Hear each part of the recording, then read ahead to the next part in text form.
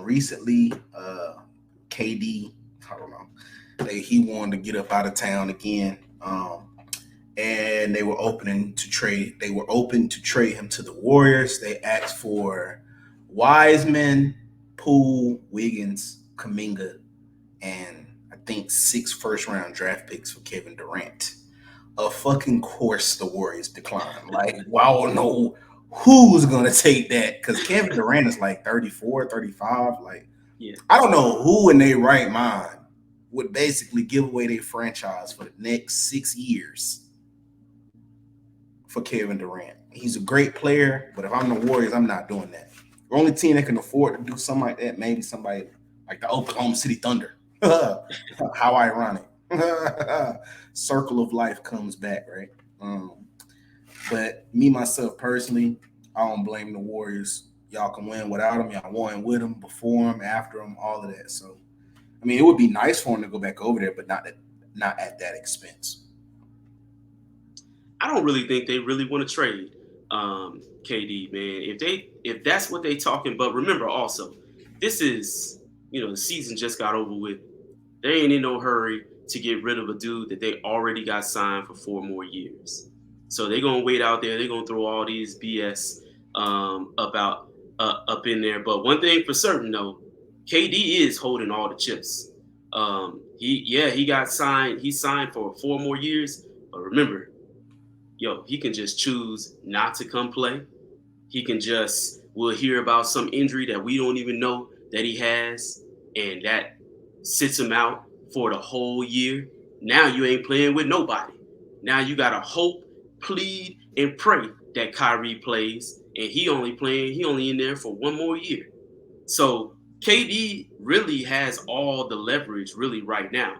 I think the Nets are they throwing stuff up out there, see what they can get. I don't think that was a real trade offer to the Warriors. I mean, the Warriors, they got a machine up over there right now, especially with Wiseman coming back, Kaminga and them boys coming back next year. They got a factory going on up over there, especially at least for 1 more year.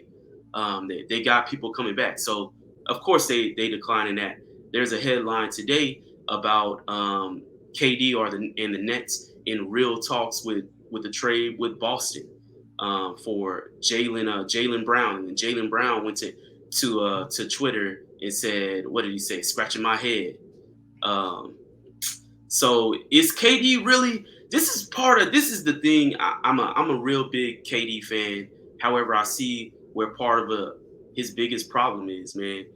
He deals with his issues. Unfortunately, I hate to say this. Well, I'm gonna just say it this way: he deals with his issues in a passive aggressive way.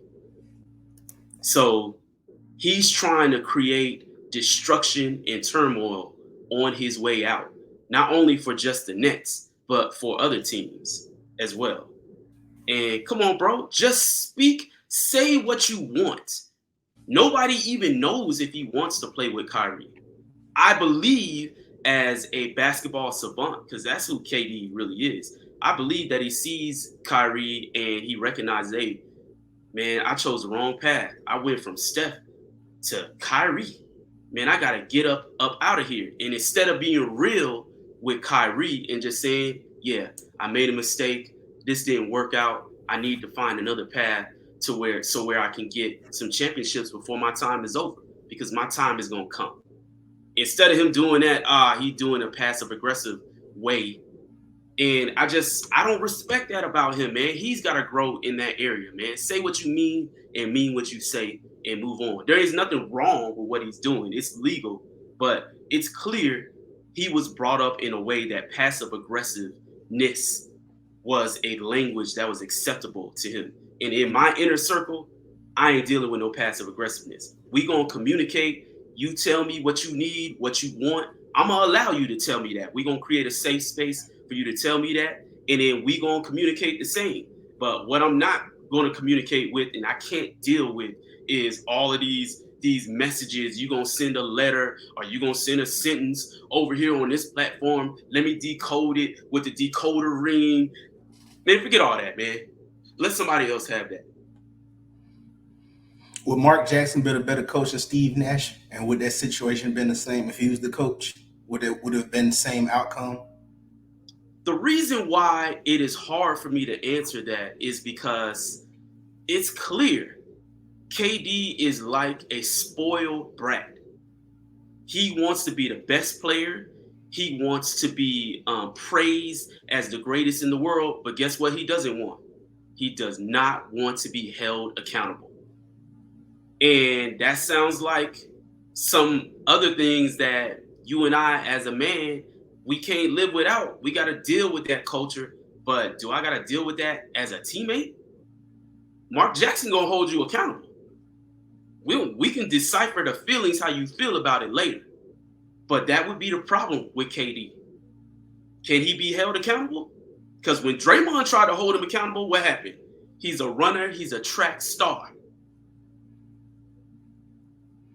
So I don't know. I think him and Kyrie are superstars, but they not alphas. Like they need like a real lead. I ain't gonna say alpha. You know what I mean?